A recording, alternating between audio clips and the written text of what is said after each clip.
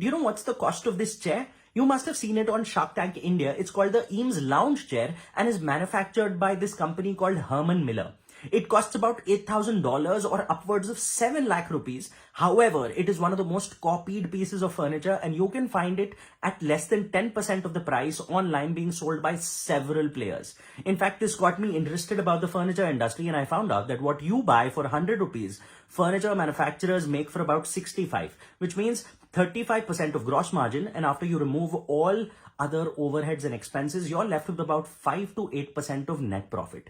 And this is the absolutely right time to enter into home furnishings market in India, because the market is growing at over 11% per annum and it's a $25 billion industry just in India itself. However, if you want to start making money, there are essentially two areas. The first one is, instead of focusing on furniture, you focus on home furnishings, which means bed sheets, towel, linen. And the second is building smart furniture, fingerprint enabled drawers or smart mirrors, or having bedside tables on which you keep your phone and there is wireless charging. I've given many more details in the description. Share it with someone who may need it.